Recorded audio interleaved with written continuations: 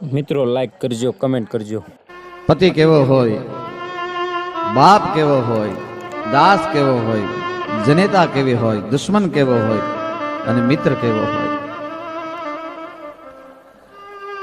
ભગવાન કૃષ્ણ ચંદ્રમણી ઈ જ્યારે ગોકુળ તજી મથુરા તજી સાગર કિનારે જઈ વસ્યા ત્યાં પણ પ્રભુને મારવા જોધા જરા સનના દશા. ગોકુળમાંથી મથુરામાં, મથુરામાંથી દ્વારકામાં. ઈ ગોકુલેશ કૃષ્ણ છે, એ મથુરેશ કૃષ્ણ બની ગયો, મથુરેશ પાછો દ્વારકેશ બની ગયો અને સોનાની દ્વારકાનો માલિક. પણ એના ભાઈબંધ, એના મિત્ર પોરબંદરનો સુદામા નામનો એક બ્રાહ્મણ, એક વિપ્ર, એને ખબર પડી કે મારો મિત્ર, મારો ભાઈબંધ એ દ્વારકાનો મહારાજા બન્યો. તું બન્યો દ્વારકાનો ધણી, જ્યાં છોગાળા રણ છોડ, ત્યાં તો મારા અંગના મરોડ પછી હવ પલટાણા સાંભળા. સાહેબ પોરાના પલ્લા છૂટે છે સુદામાને. મારો ભાઈબંધ દ્વારકાનો અધિપતિ બન્યો. ઈ દ્વારકાના અખૂટ વૈભવમાં આળટવા વાળો ભગવાન કનૈયો છે. ઈ એક દિવસ સાંજના ટાણે ગોકુળ સામે જોઈ અને રોવે છે. ઈ ઉદ્ધવે જ્યારે ભગવાન કૃષ્ણને રોતા જોયા ત્યારે કીધું, પ્રભુ હવે તને કયા સુખની ખામી છે, શું કામ રોવસ તું?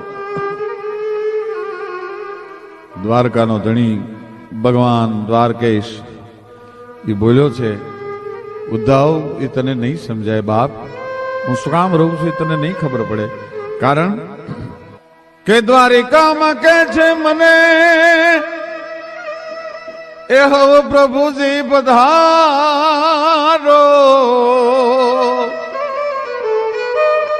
ત્યારે મને સાંભળે છે જશોદાનો રે તુકારો, ઓલો વ્રજવારો મને સાંભળ્યો રે જી. સાંભળ્યો છે જમુના દીનો રે કિનારો, રાજ વ્રજવારો મને સાંભળ્યો રે જી. દેવ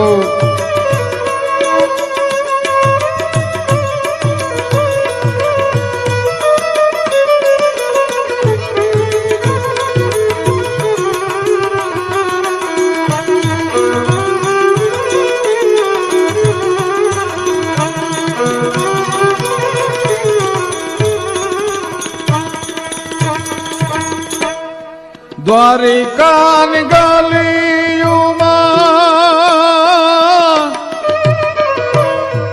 અગ્નિ ભાર્યો, મારે હારો હતો ગોકુળિયાનો જોન ગારો રે વ્રજવારો મને સાંભળ્યો રે જી. સાંભળ્યો છે જમુનાજીનો રે કિનારો, ઓલો વ્રજવારો મને સાંભળ્યો રે જી.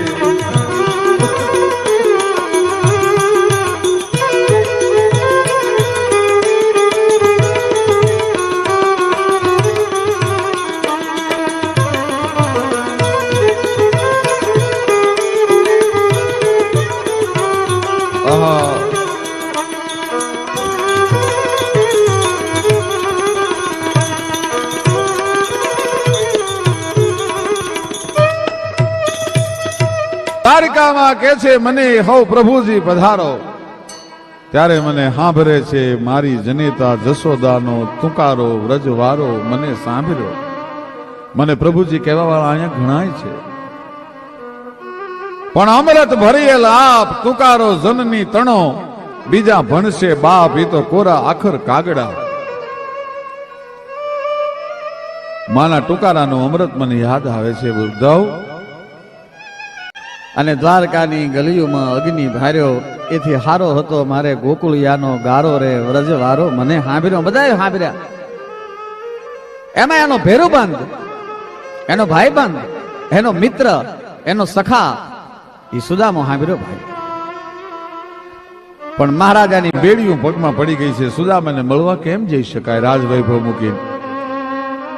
અને આ બાજુ સુદામા ને ગરીબી આંટો લઈ ગઈ છે. એક ટાણાનો અનાજ નથી.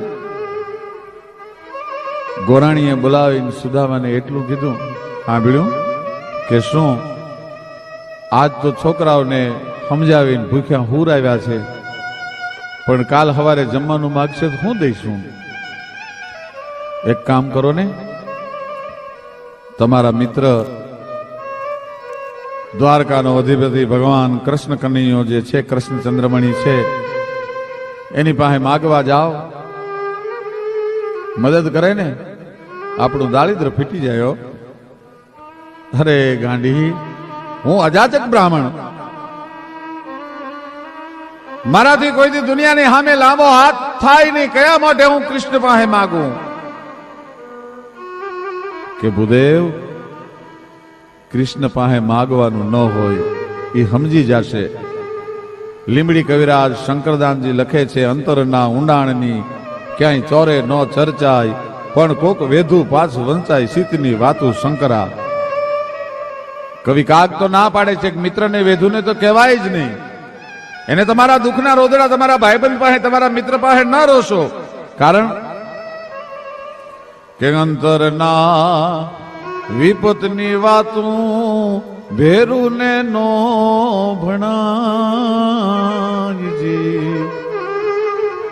ઈ જો હાચો હેતુ હોય તો એ તમારું સંકટ સમજી જાય. બાજગે ના ભરોસે રેવાયજી. ભાઈ એના ભરોસે રેવાય. એને કૃષ્ણને કહેવું નહીં પડે તમારે. ગોરાણી, હું ત્યાં જાઉં, મારે કંઈક લઈને જવું પડે, આપણી પાસે કાંઈ નથી. ગોરાણી, ખાલી હાથે હું કેમ ભાઈબંધને મળવા માટે જાઉં? એના છોકરા હોય, કૃષ્ણ મારી ઓળખાણ કરાવે, હું એના છોકરાના હાથમાં હું દઉં? મારી પાસે કાંઈ નથી. ગોરાણી,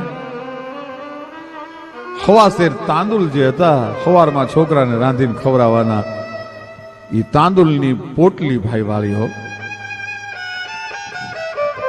અને હાજે ગોરાણી તાંદુલની પોટલીને સીવવા માટે બેઠી. પણ કવિ એમ લખે છે કે ગોરાણીએ, સુદામાના પત્નીએ તાંદુલની પોટલીની હારે એમાં સામળિયાને સીવી લીધો. ભાઈ, ભગવાન કૃષ્ણને સુદામાના પત્ની એમ કહેવાય કે પોતે તાંદુલની પોટલીને હારે અંદર પોતાના સ્નેહની ગાંઠથી સીવી લીધો હતો. અંદર ભાઈ આવ્યો છે, દ્વારકા આવ્યો છે. સોના ને દ્વારકાનો માલિક આ ગરીબ બ્રાહ્મણને કોણ મળવા દે? દરવાનો રોકે છે. અરે મારો ભાઈબંધ છે, એને મળવા માટે આવ્યો છું. કૃષ્ણ, અમે એક જ ગુરુના આશ્રમમાં, સાંદીપનીના આશ્રમમાં ભણતા હતા. કોક જઈને કયો તો ખરા, તારો મિત્ર સુદામો આવ્યો છે. હવે જા જા, તારી જેવા અહીંયા કેટલાય હાલી નીકળ્યા છે. તને કૃષ્ણ તારો ભાઈબંધ હોય? કોઈ માનતું નથી ગરીબ બ્રાહ્મણની વાત. એક દી, બે દી, ત્રણ દિવસના ઉપવાસના કડાકા દ્વારકાની બજારમાં થયા. બગલમાં જે તાંદુલની પોટલી દબાવી રાખી હતી, એ સુદામાએ હાથમાં લઈને દરવાનને આપીને કીધું કે મારો પ્રાણ નીકળી જાય દ્વારકાની બજારમાં તો મારી આ તાંદુલની પોટલી પહોંચાડીને કૃષ્ણને કહેજો તારો ભાઈબંધ સુદામો પોરબંદરથી આવ્યો. તો બસ એટલો સંદેશો તો આપી શકશો ને. એમાં એક જણાને એમ થયું કે હોય તો હોય ખરો. એક બાજુ જગતની સમૃદ્ધિ છે અને એક બાજુ જગતની ગરીબાઈ છે. હોય તો હોય. અને દરવાને જઈને અખતરો તો કરી આવ. શું કહે છે ભગવાન? ભગવાનની પાસે જઈને કીધું, પ્રભુ હિંડોળા ખાટે ત્રિલોકનો ના ત્રિભુવનનો અધિપતિ હિંડોળા ખાટે હિંચકે છે કનૈયો, પટરાણીઓ હિંચકા નાખે છે. પણ આજ દરવાને જઈને કીધું, પ્રભુ એક ત્રણદીથી પોરબંદરથી બ્રાહ્મણ આવ્યો છે અને એમ કે છે કૃષ્ણ મારો મિત્ર છે, અમે એક જ ગુરુના આશ્રમમાં ભણતા હતા. 3 દિવસથી તમને મળવા માટે તલખે છે પણ અમે આવવા નથી દેતા. આજે એણે એમ કીધું કે જો મરી જાઉં તો મારી તાંદુલની પોટલી પહોંચાડજો, એટલે કહેવા માટે આવ્યા છીએ. પણ સુદામો જ્યાં શબ્દ સાંભળ્યો ત્યાં તો ત્રિભુવનના અદ્ભુત ગડગડતી દોટ મૂકી. હો ભાઈ, આવ્યો મુજ બાપલિયો આવ્યો, સાચો મુજ સ્નેહી આવ્યો, બાળા પડનો ભેરું આવ્યો, ગોકુળ યાના ગીત લઈ આવ્યો, આવ્યો મુજ બાપલિયો આવ્યો. હો દોટ મૂકી ભાઈ જગતના નાથે. પણ ખબર પડ્યા ને વાલો એ દોડા ગીરધારી, પછી ત્રિક મેં લીધો છે જેને સોને તેડી, એને આહુડા ખળક્યા આંખથી રેજી. ખબર પડીને વાલો દોડ્યો ગીરધારી, પછી ત્રિક મેં લીધો છે એને ત્રેડી, આહુડા ખળક્યા આંખથી. થાકીને આવેલો છે, ગરમ પાણી મુકાઈ ગયા ભાઈઓ, અને આંગડા ઘસે છે એની. કેવો સુદામા ભાગશાળી હશે વિચાર તો કરો. બ્રહ્માંડનો અધિપતિ, એની પટરાણીઓ છે, રૂક્ષ્મણીજી છે, એ આ ચોળી જોડી અને બ્રાહ્મણને નવરાવે છે કે આંગડા ઘસે છે એની, એ જોને આઠે પટરાણી,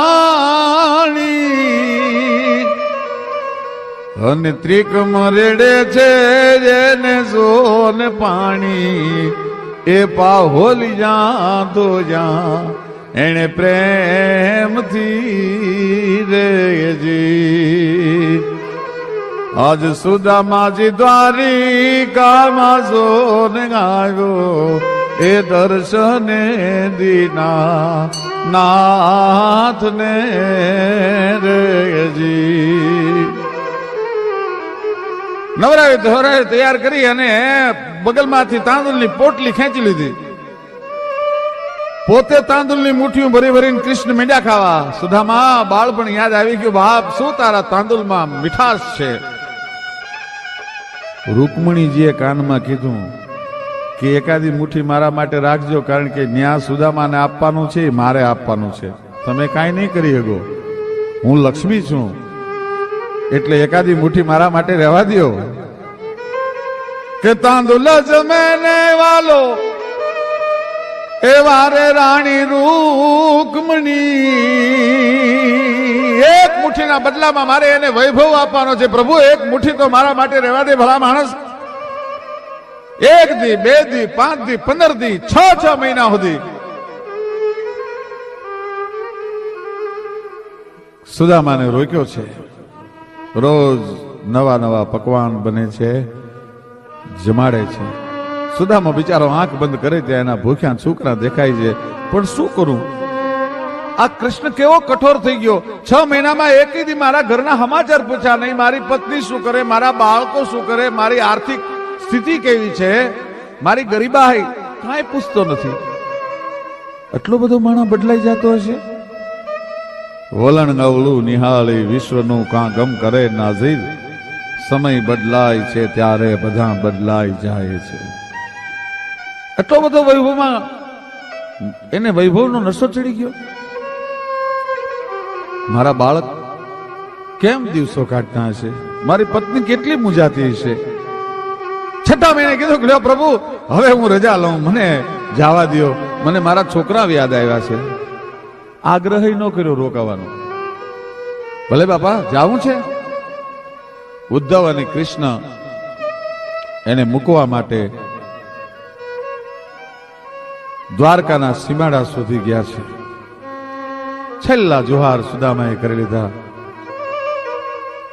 અને સુદામો પોરબંદરના રસ્તે હાલતો થયો. ભગવાને કીધું કે આય સુદામા, વરે આ તારી ફાટલી પોતડી લેતો જા ને મારી પિતાંબરી મને પાછી દઈ દે. સુદામો પોરબંદરના રસ્તે હાલતો થયો. ભગવાને કીધું આય સુદામા વરે આ તારી ફાટલી પોતડી લેતો જા ને મારી પિતાંબરી મને પાછી દઈ દે. ત્યાં તો સુદામાને ધરતી માર્ગ આપે તો હમાઈ જવાનું મન થઈ ગયું. હો એટલો બધો સંપત્તિમાં ગાંડો થઈ ગયો. એક પોતળી પહેરી છે, એ પોતળીનો મારા અંગ ઉપર રહેવા દીધી, પણ તોય આ દેશનો વિપ્રા, દેશનો બ્રાહ્મણ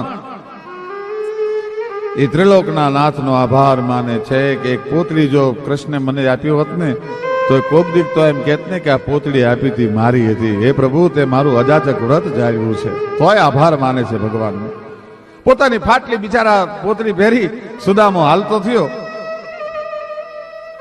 એ સુદામા જ્યારે હાલતો થયો ત્યારે ઉદ્ધવે એટલું કીધું, પ્રભુ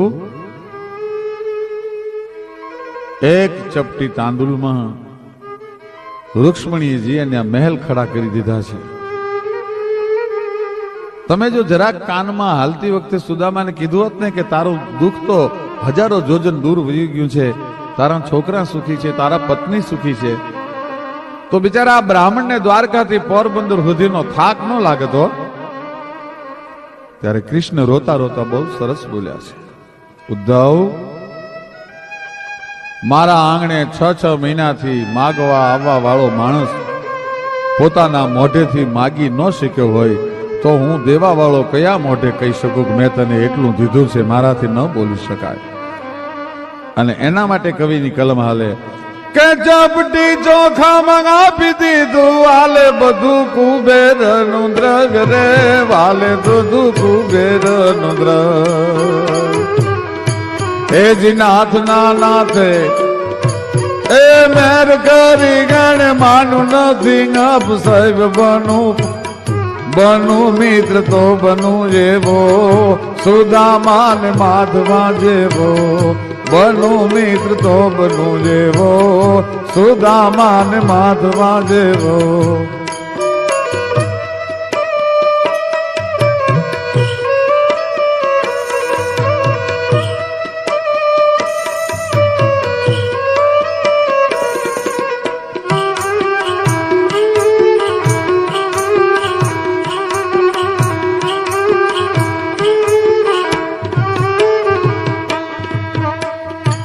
પણ કીધા વગરનો ભક્તોને હંમેશા દીધા કરે છે, એવી ભગવાનની ટેવ છે. આવ તારા ગજ હેઠા મૂકી વજન મૂકીને વરવા, અરે 9 લાખ તારા નીચે બેઠો કયે તુંબડે તરવા. પણ 14 ભુવનનો નાથ આવે, એક ચપટી ધૂળની પ્રીતે, વજન કરે એ હારે મનવા, ભજન કરે એ જીતે. મીરાબાઈના હાથમાં ઝેરનો કટોરો આવ્યો, મીરા ધ્રુજી ગઈ. એક ફોરું જો જીભમાં પડે, જીભને માથે ટેરવાની માથે પડે તો તાળું 1 સેકન્ડમાં ફાટી જાય, આવું હળાહળ વિષ હતું. ભક્તો પણ ઘણી વાર બીના છે, પીવાય નો પીવાય, પીવાય નો પીવાય. મીરા મૂંઝાણા છે. ત્યાં તો કનૈયાને ફાળ ઉપડ્યો કે જો મીરા ઝેર નહીં પીવે ને તો મારા નામ ઉપર કાલ દુનિયા કોઈ ભરોહો નહીં કરે. અને મુરલીધર દેખાણો ભાઈ અંદર. આમ મીરાએ નજર કરી, ત્યાં તો કનૈયો દેખાણો વાહળી, બંસીધર દેખાણો ભાઈ. પછી મીરાએ નક્કી કરી લીધું કે આ ઝેર નહીં, મારે તો મારા કનૈયાને પીવાનો છે. ઝેરનો કટોરો મીરાબાઈ પી ગયા. માણસ ઝેરનો કટોરો રાણાજીએ જે મોકલ્યો તે પાછો વળતો હતો. એને મીરાબાઈએ એટલું કીધું, કાય ઉભો રે, ક્યાં જાસ? કે રાણાજી પાસે જાઉં છું. કે તારા રાણાને કહેજે હવે એના ખજાનામાં જેટલું ઝેર હોય એટલું ઝેર મને મોકલી દે. કારણ કે હવે ઝેરને જીરવવા જીવન મારું આવશે, આત્માને નો છે એતબાર રાણાને. હવે રાણાજીન કેજો ફરી ઝેર મોકલે.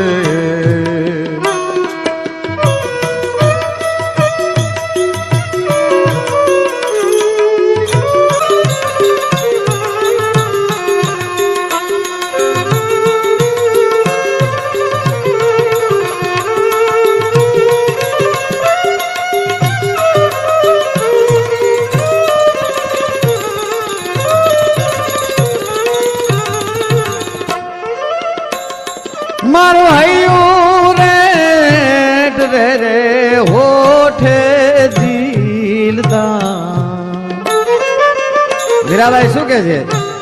અમારા ભગુભાઈ રોહડિયા નામનો કવિ, દેવ કવિ, એ લખે છે કે ઈ ઝેર પીધા પછી એને બળતરા નહોતી પડી, પણ હૈયું ને રે ઓઠે જેન જીલતા